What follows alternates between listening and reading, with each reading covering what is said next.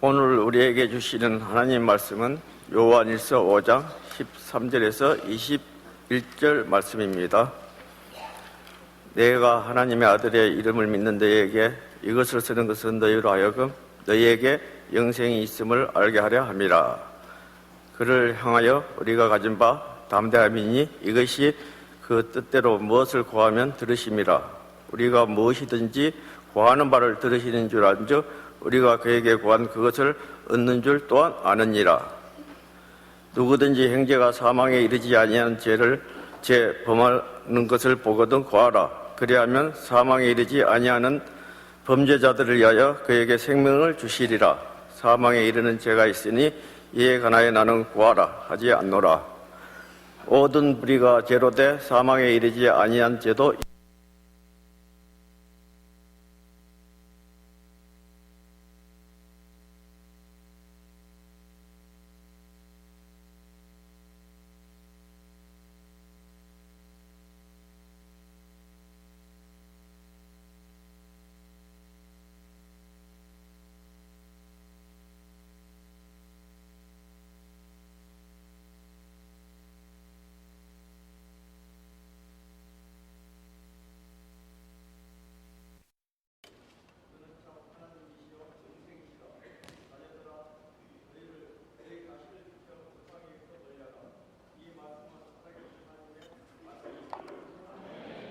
오늘은 그에게 생명을 주시리라 라고 하는 말씀으로 말씀 선포하겠습니다.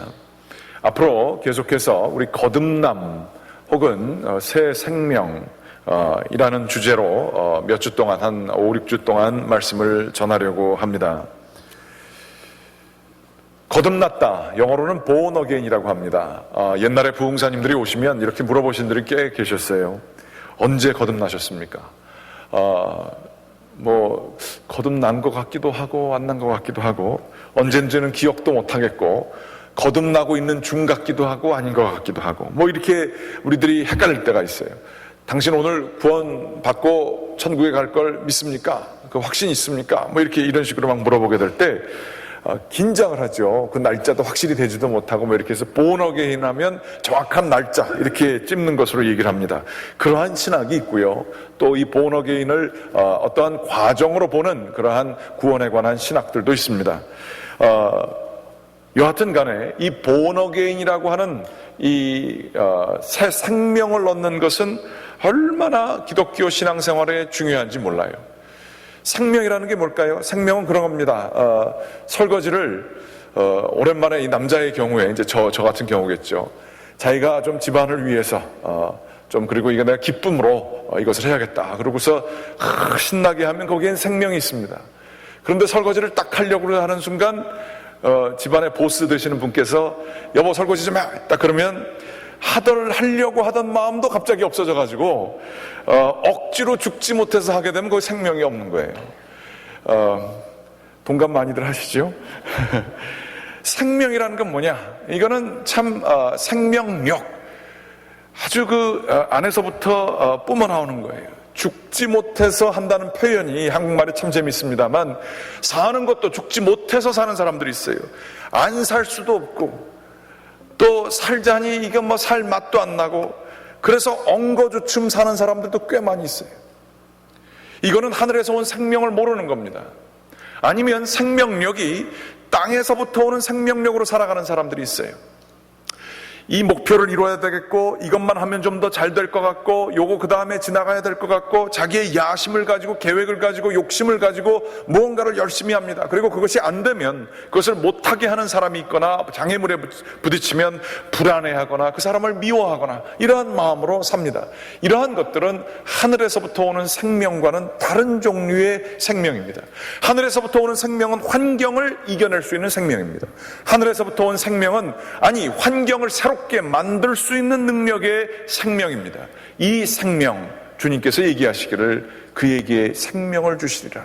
이 거듭남, born again이라고 하는 것은 언제 예수를 확실히 믿었느냐, 영접했느냐 이 문제를 떠나서 거듭났다라고 하는 것은 하늘의 생명이 주어졌다라고 하는 그 말씀인 것을 볼 수 있습니다.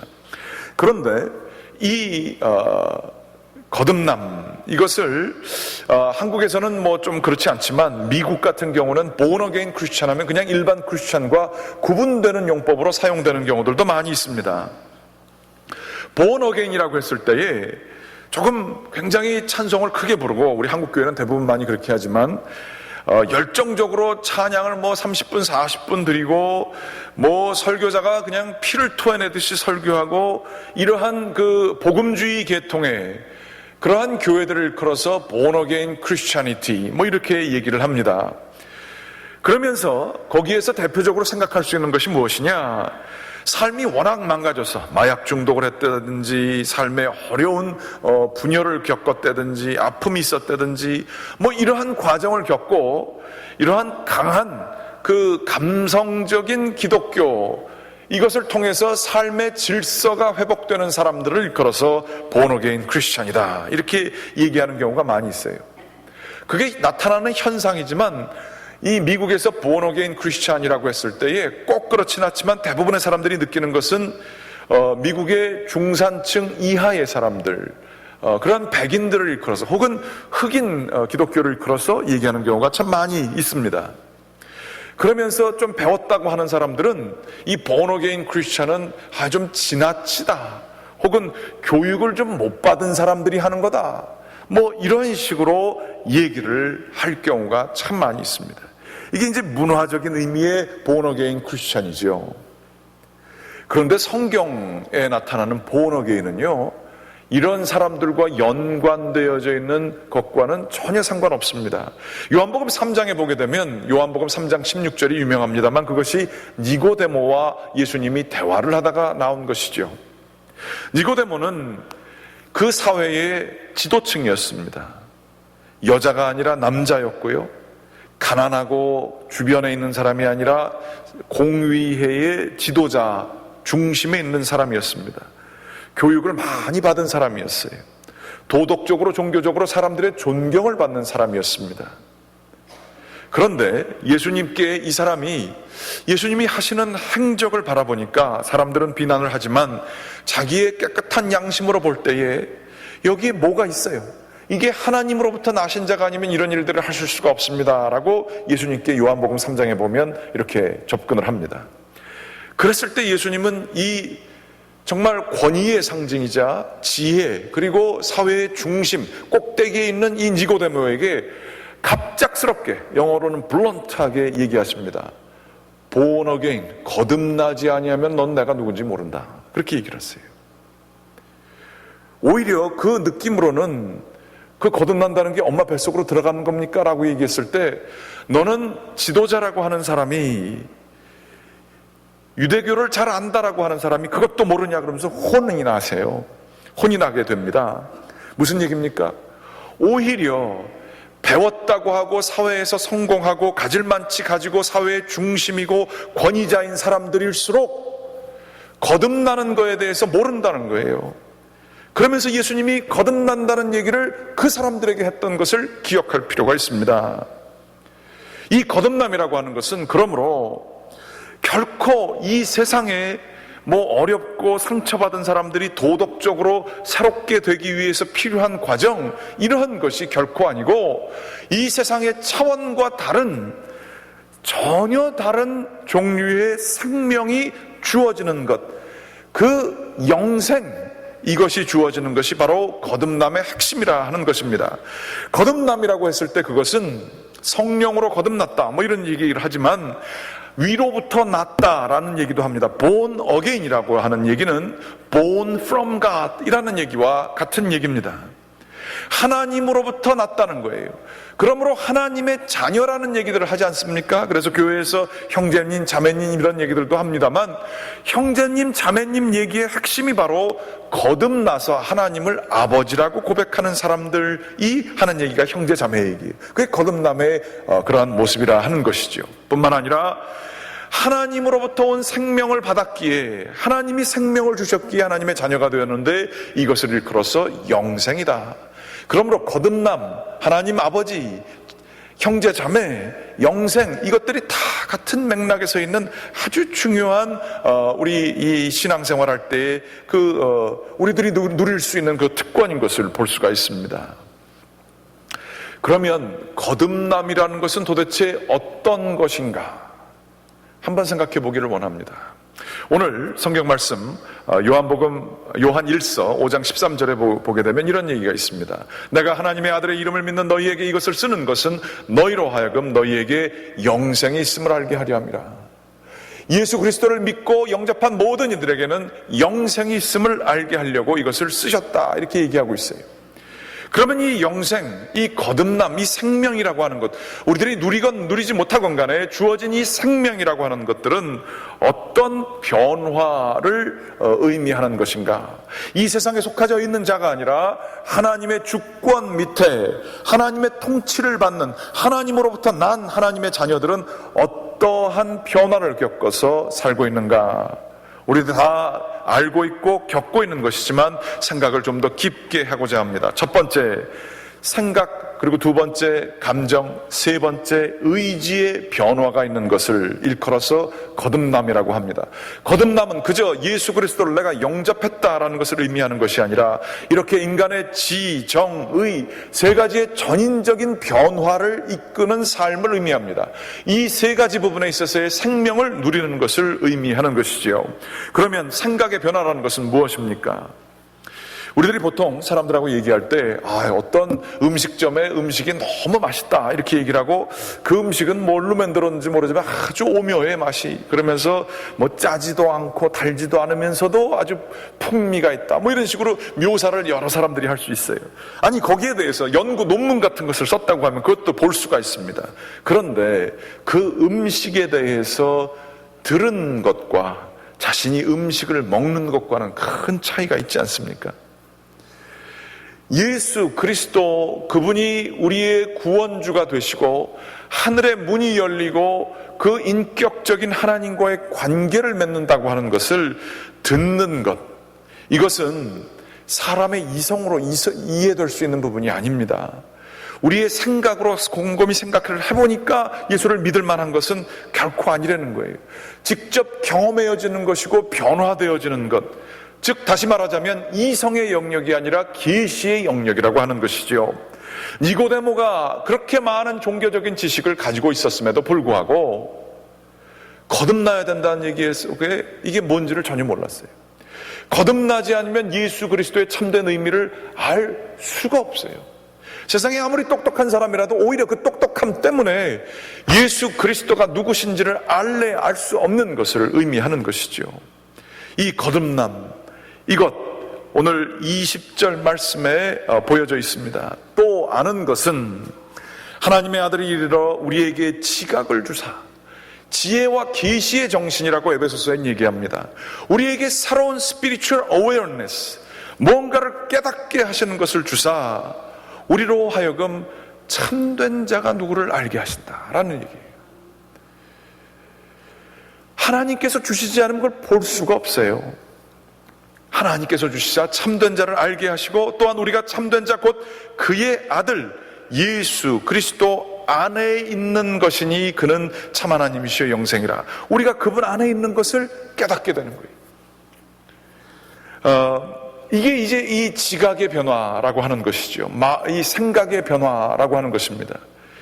그래서 조금 생각한다고 하는 사람, 남들보다 깊이 생각할 줄 아는다고 하는 사람, 책을 많이 읽은 사람, 기독교에 대해서 연구 많이 한 사람, 이런 모든 것들도 정말로 우리들이 기억할 것은 이거는 하나님께서 보여줘야 보는 거다. 교만한 생각을 내려두지 아니하면 교만한 생각이 오히려 방해가 돼서 하나님을 알래야 알 수가 없는 경우가 많이 있어요. 그렇다고 모든 지식을 버려야 된다, 바보가 돼야 된다, 무식해야지 예수를 잘 믿는다, 그런 얘기를 하는 게 아니에요. 무조건 믿으라, 그런 얘기만 하는 것이 아니에요. 이성은 하나님께서 주신 것이라 잘 쓸 수 있지만 온전히 자기가 하나님 앞에서 겸손한 자세로 죄인임을 깨닫고 하나님의 영광스러운 빛을 깨닫게 되는 그러한 겸손함, 회개하는 마음, 이런 것이 있게 될 때에 보일 수가 있는 것이죠. 그럼에도 불구하고 그것은 하나님께서 주시는 그러한 것입니다. 이 깨달음을 알게 되면 자연스럽게 거듭난 자들의 그 말 속에서 나오는 게, 야, 나는 옛날에 내가 예수를 믿는 줄 알았어. 근데 이게 이런 걸 줄은 난 전혀 몰랐어. 이런 얘기가 자연스럽게 나와요. 지식의 변화가 있기 때문에. 전혀 다른 게 나오기 때문에. 나는 교회를 그렇게 오래 다녔어도 난 이게 이런 건 줄 몰랐어. 그런 전적인 생각의 변화가 이게 거듭남자의 지적인 변화를 의미하는 표현들이에요. 세상에 이렇게 좋은 게 있었단 말이야. 이런 거 몰랐어.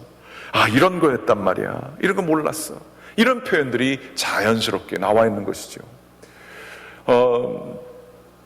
혹시 이런 경험이 없으신 분들을 디스커리지 하기 위해서 뭐 이렇게 좀 실망하게 해드리려고 이런 얘기를 하는 게 아닙니다. 이런 거를 가졌다고 교만한 그런 마음이 가는 건 참 초보적이고 아주 기본적인 단계죠. 더 중요한 것은 이런 세계가 있음을 여러분들이 혹시 경험하지 못하신 분들이 있으면 사모하기를 바랍니다. 사모하지 않으면 갈 수도 없어요. 뭐 예수 믿는 사람들 다 보니까 뭐 좀 잘 믿는다고 하고 뭐 그래도 비슷비슷하니까 나는 옆에 가지도 않을래.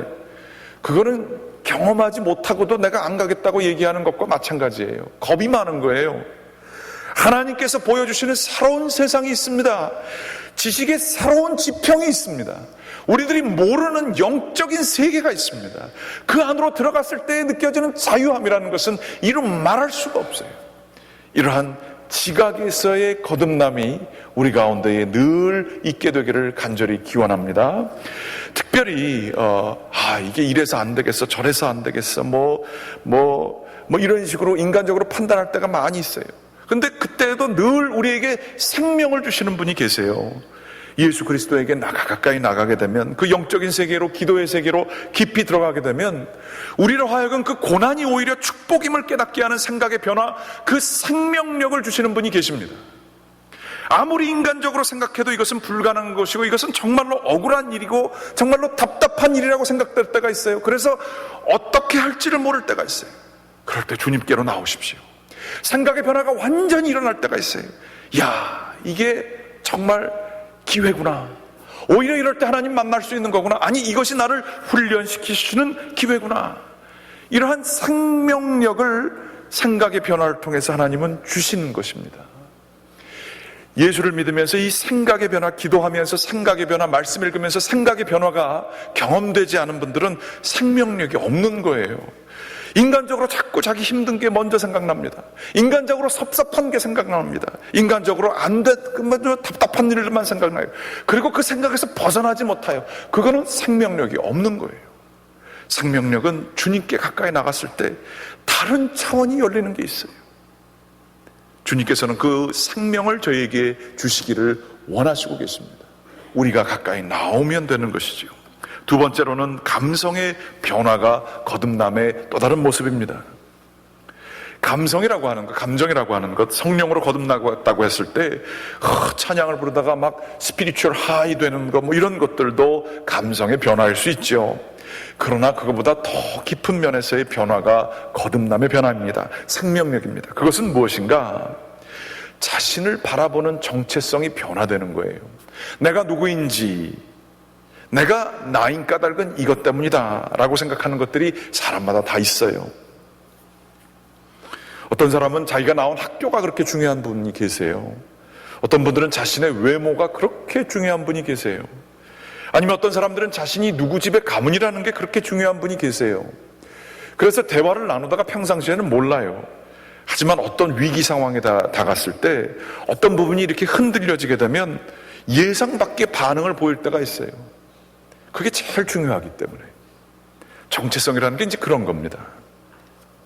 내가 누군데? 라고 하는 마음, 거기에 중심되는 뭔가가 있어요. 그런데 그걸 가지고 교만하게 사는 사람도 있지만 그거에 기대를 맞추지 못해서 평생을 우울하게 사는 사람도 많아요. 실패자로서 사는 거예요.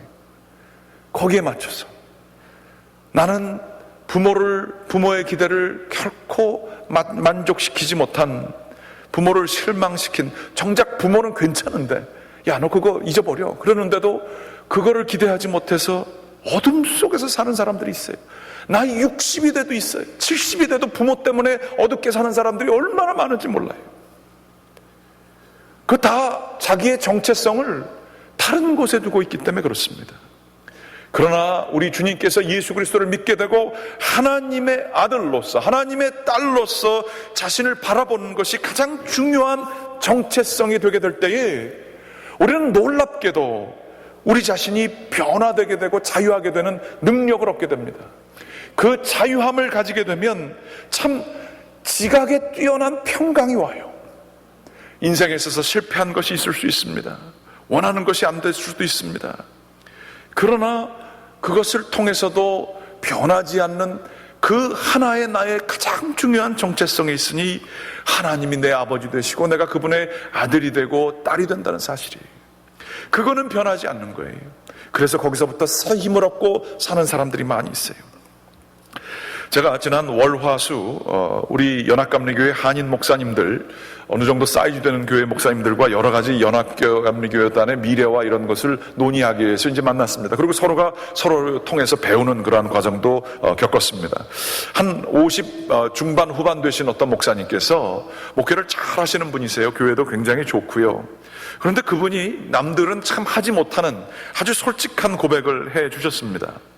자기가 앞으로 이제 10년 정도 더 목회할 텐데 예전에는 목회할 때 아니라 그러지만 자기 마음속에 뭐 1000명, 2000명 되는 교회를 하고 싶더래요. 그리고 그렇게 해야 자신의 인생에 성공한 것 같더라는 거예요. 그런데 자기가 살아온 거를 보니까 뭐 한 300~400명 되는 교회를 하시는데 그것도 뭐 얼마나 미국 교회에서는, 미국 사회에서는 좋은 교회입니까? 사이즈로만 보자면.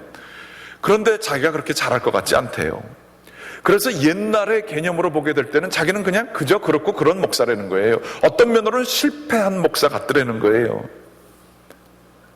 그러면서 그냥 사는, 말하자면 오늘 얘기하는 생명력이 없더라는 거예요. 그냥 자신의 한계를 너무 잘 알겠는 거예요.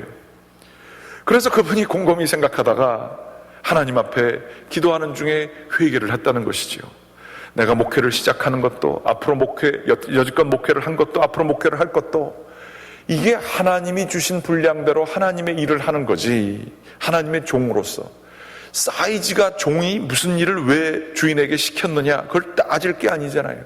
주인이 큰 일을 맡기든 작은 일을 맡기든 상관없이 종은 종으로서 일을 다 해야 되는 것을 자기가 깨닫게 됐다는 거예요. 그러면서 하나님 앞에서 회개를 그렇게 하셨대요. 나 자신의 정체성을 교회의 사이즈로 보는 그러한 눈에, 자기도 아니라 그랬지만 얼마나 거기에 자기가 붙어 있는지 몰랐다는 거예요. 그러면서 회개를 했다는 거죠.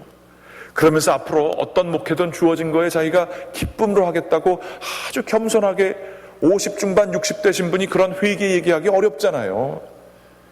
그때 되면은요, 그러한 이론으로 느끼는 신앙하고 실제로 느끼는 거하고 그 갈등조차 안 하려고 그럽니다. 이론은 그냥 갖다 버리죠. 아, 이제나 잘해. 그러면서 버리고 실질적인 거 아주 육감적으로 변해지는 그러한 일들, 편한 거 좋은 걸로 나가는 때가 많아요.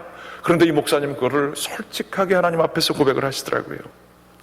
그러면서 자기가 남은 생애 동안에 뭐를 해야 될까 고민해봤는데 이분이 1.5세 가깝게 되세요. 그러면서 자기가 가지고 있는 이 영어로서 자기가 이 아이들 1.5세 2세들을 보면서 이 어둡고 힘든 세계가 더 다가오는데 이때의 크리스찬 리더들을 잘 교육시키는 사명을, 자기가 목회도 하지만 그것을 잘하는 게 하나님께서 주신 사명 같더라는 거예요.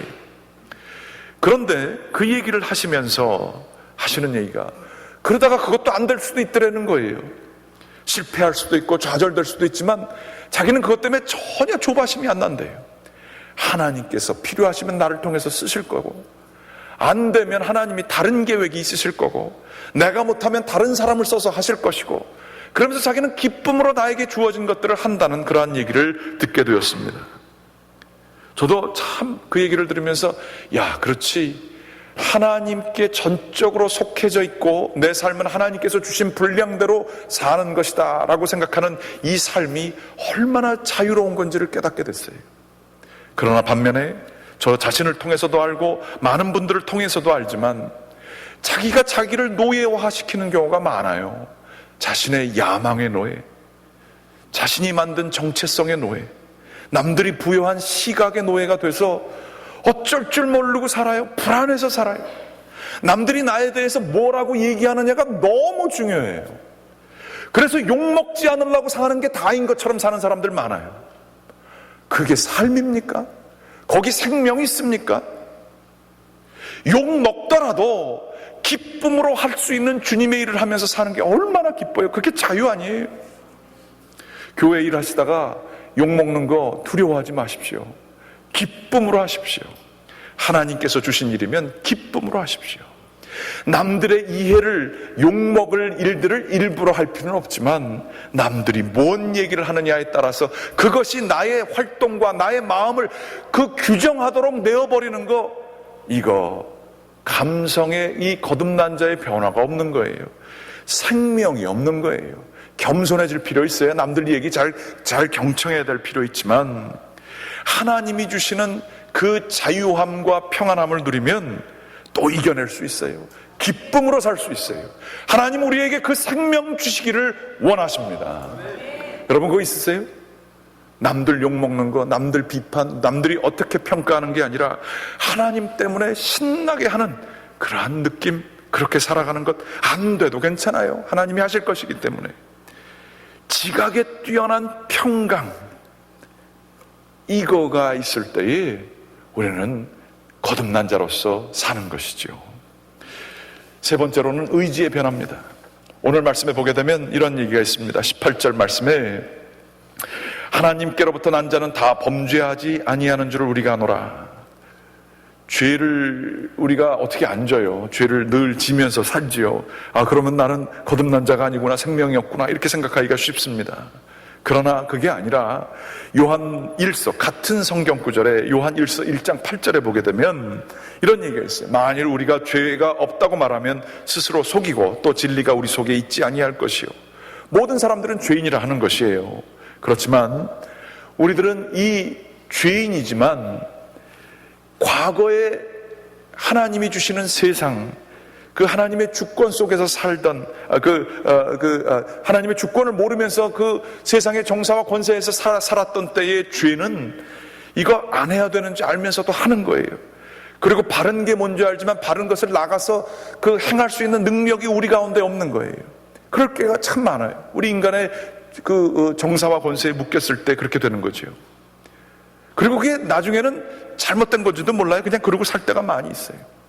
하지만 주님과의 관계가, 인격적인 관계가, 기도 가운데 주님이 느껴지고 주님에게 모든 것을 다 내놓고 주님 앞에서 모든 것을 대화하는 그러한 관계가 가장 중요한 대화가 되게 될 때에 우리는 놀랍게도 우리 안에 그 죄로 빠지던 우리의 연약함이, 그 중독성이 빠져나가는 걸 경험해요. 죄에 붙들리지 아니한 채로 살 수가 있어요. 죄를 져도요, 또 잘못했네 이러면서 쉽게 일어설 수 있어요. 그것 때문에 너무 괴로워하지 않을 수 있어요. 그게 바로 하나님께로부터 난 자는 범죄하지 않는 줄, 즉 죄에 의해서 붙들려지지 않는 줄 아노라, 이런 얘기가 있어요. 하나님의 생명을 받은 자들, 생명력 있는 사람들은 자라나면서 어린아이 때 했던 것들을 자라나게 되면, 생명이 있게 되면 그걸 안 할 수 있는 능력이 생겨요. 어렸을 땐 단 게 그렇게 좋지만, 아이스크림의 모든 문제가 다 해결됐지만, 이게 나이가 들면 아이스크림의 모든 것이 해결되는 그런 게 아닌 게 되는 것처럼, 하나님과의 관계에 있어서 생명을 누리게 되면 세상의 죄된 것, 세상의 쾌락, 여기에 너무 연연해하지 않고도 지낼 수 있게 되는, 스스로 절제하려고 억지로 절제하는 게 아니라 그거를 안 해도 괜찮은 상태에 이르게 되는 거예요. 그게 바로 하나님의 의지에 있어서의 생명력이 주는 변화다, 이렇게 생각하게 될 수 있습니다.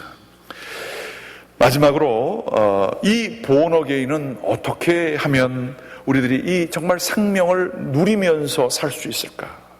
이게 이제 고민이 되잖아요. 오늘 21절 말씀에 보면 이런 말씀이 있습니다. 이거를 생명을 지키기 위해서, 영생을 지키고 거듭난 자로서의 삶을 살기 위해서 뭘 해야 되느냐? 우상에서 벗어나라, 너희 자신을 지켜라, 그렇게 얘기하고 있어요. 자꾸만 마음이 이거 안 되면 내가 욕먹을 것 같고 인생에 의미가 없을 것 같고 이 정도는 해줘야 될 것 같고 남들이 다 하니까 이 정도의 삶을 살아줘야 될 것 같고, 이런 것들이 가장 중요한 게 되면 그게 우상이 되는 거예요. 그러면서 오늘 말씀에 얘기하기를 하나님께서 기뻐하시는 것, 그분만을 섬기며 세상의 이 모든 것들에서부터 너를 지켜라 그러고 있어요. 하나님 아닌 것을 하나님인 것처럼 여기는 삶들을 버리고 우상을 버리고 너희 자신을 우상에게부터 지켜라. 이게 이제 본어게임 받는데 제일 중요한 준비 작업입니다. 이런 게 있어야 돼요. 생명력을 누리려면 이 우상으로부터 내가 여기에 흔들리면 안 되지. 기도하면서 나 자신을 지켜야 됩니다. 그런데 이것이 동력이 아닙니다. 참된 동력은 어떻게 오는가? 오늘 18절 말씀에 보게 되면 이런 말씀이 쓰여져 있습니다. 하나님으로부터 나신 자가 예수님이죠. 그를 지키심에 악한 자가 그를 만지지도 못하느니라. 예수님이 예수 그리스도를 주로 믿는 자들을 지켜주신대요. 그래서 악한 자가 그를 만지지 못하게 한대요. 해리포터라는 애들 보는 만화, 영화가 있죠. 그리고 소설이 있습니다. 이거 뉴에이지라고 해서 읽지도 말아야 된다 이런 얘기가 있는데, 뉴에이지의 가장 중요한 부분이 저는 어디서 이렇게 다른 분이 인용하신 걸 이렇게 본 적이 있는데, 그게 가장 기독교적인 십자가의 모습을 담고 있다는 사실을 여러분 아십니까? 해리포터가 11살짜리 애고요. 매직하는 애예요. 그런데 매직하는 거에 대칭점에 있는 악한 볼트모어라고 하는 그 친구가 점점 힘을 얻어나가는 얘기고, 이걸 결국엔 이긴다는 얘기인데, 이 볼트모어가 어느 때 해리포터를 어떤 사람, 카렐이라는 사람을 통해서 죽일 때가 왔어요. 그래서 이 사람은 해리포터 11살짜리밖에 안 되니까 죽여라 그랬거든요. 그래서 이 카렐이라는 친구가 해리포터의 목을 이렇게 졸라고 그랬대요. 근데 갑자기 뜨거워 그러고 이게 나자빠졌다는 거예요. 그래서 볼트모어가 화가 나가지고 죽여라. 얘 11살밖에 되지 않고 너보다 힘이 없는데 죽여라. 그러는데 또 갔는데 내 손 그러면서 이렇게 그러더래요. 그래서 해리포터도 놀라고 볼트모어도 놀라고 다 놀랬다는 거죠. 이게 뭔가? 왜 그런가? 그러고 있던 차에 이제 좋은 사람들이 와가지고 이 사람들을 내쫓고, 거기에 이제 덤블도어라고 하는 프로페서가 와서 해리포터가 물어본답니다. 이게 뭔 일입니까? 왜 나를 죽이지 못합니까? 저 사람들이 힘이 더 있는데. 그랬더니 덤블도어가 이 해리포터한테 얘기를 한답니다. 너희 엄마가 너를 너무 사랑해서 자기 목숨을 내어 주기까지 숭고하게 너를 위해서 희생한 그 사랑의 흔적이 너에게 있다. 그러므로 야망과 악독함과 그 권력과 힘으로써 너를 건들려고 할 때에 그 악한 것이 숭고한 것을 만질 수가 없다는 거예요. 애거니, 고통 없이는 그거를 만질 수가 없다는 거예요. 그렇게 됐다는 거예요. 저는 이 이야기를 들으면서 이거는 참 정말 기독교의 핵심과 같다라는 얘기예요. 예수 그리스도는 우리 한 사람 한 사람 예수 그리스도를 자신의 주로 고백하는 영혼들을, 그 영혼들을 위해서 자신의 목숨을 바치셨습니다. 그래서 우리는 귀한 자들입니다. 악한 것들이 우리를 더 잡아먹을 수 있지만 예수 그리스도는 우리가 모르는 사이에 우리를 지켜주시는 분이십니다. 예수를 믿고 정말로 찬양을 부르고 말씀을 보다가 이러한 느낌이 올 때가 있어요. 이 찬양, 찬양에서 나오는 것처럼 지금까지 지내온 것 주님의 은혜라. 내가 여기까지 왔는데 인생을 되돌아보니까 위험한 순간들이 너무너무 많았었어요. 그런데도 이렇게 지켜오신 하나님의 은혜가 있어요. 그걸 갑자기 깨달을 때가 있어요. 그리고 그분의 보혈의 공로가 느껴질 때가 있어요. 내가 이게 공짜로 이렇게 된 게 아니구나. 여기 지금 내가 이렇게 오게 된 게 누군가 지켜주셔서 내가 여기까지 올 수 있었구나 라고 하는 생각이 있을 때가 있어요.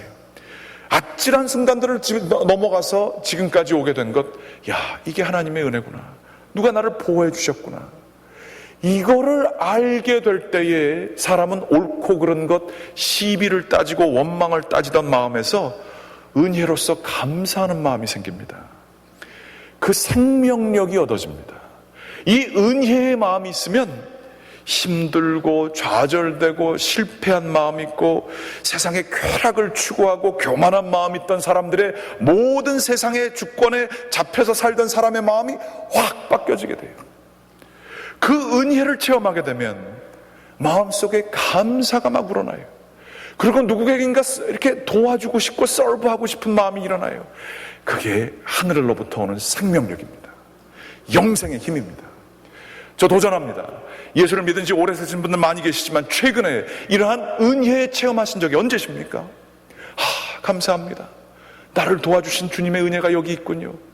이 느낌은요, 세상에 아무리 똑똑한 사람들요 가질래도 가질 수도 없어요. 그리고 잠시 있다가 말아요. 사람을 변화시키는 힘까지 가지 못해요. 그러나 하나님께서 우리를 지켜주시고 하나님께서 예수 그리스도의 십자가로 구원해 주시는 그 느낌을 깨닫게 되는 순간, 우리가 보호받고 있다는 사실을 알게 되는 순간 세상의 환경을 뛰어넘어 감사할 수 있는 능력이 주어집니다. 하나님의 영생의 생명력입니다. 예수 믿는 재미가 그래서 그런 게 있는 거 아니겠어요? 은혜의 힘이 이거 아니겠어요? 우리가 우상으로부터 멀어져가는 결단도 내리면서 살아가야 하지만 우리를 이끄시는 것은 하나님의 열정으로 주시는 은혜라는 사실입니다. 원하고 기도하옵기는 이 은혜를 사모하며 나오십시오. 이 은혜와 더불어 사십시오. 그리워하면서 이 은혜가 없고 메말라가지고 자꾸 피곤하고 지치고 남만 원망스럽고 이러면 은혜 앞으로 나오십시오. 십자가 앞으로 나오십시오. 주님께서 여러분에게 생명을 주실 것입니다. 이 생명을 누리시는 저와 여러분 되시기를 간절히 기원합니다. 기도하시겠습니다. 하나님 감사합니다. 주님 앞에 나왔습니다. 주님이 주시는 이 놀라운 영생의 생명력을 누리며 살게 인도하여 주시옵소서. 거듭난 자로서 생각과 우리의 느끼는 삶에 대해서 느끼는 그 감성과 의지의 변화가 있게 하시고, 이것이 저희의 혼자로서의 힘으로 안 됩니다. 의지로 안 됩니다. 하나님, 저희의 그 은혜를 저희에게 내려주시사 저희가 온전히 변화되는 거듭난 자로서의 삶을 살 수 있도록 역사하여 주시옵소서. 예수 그리스도의 이름으로 기도드렸습니다. 아멘. 이제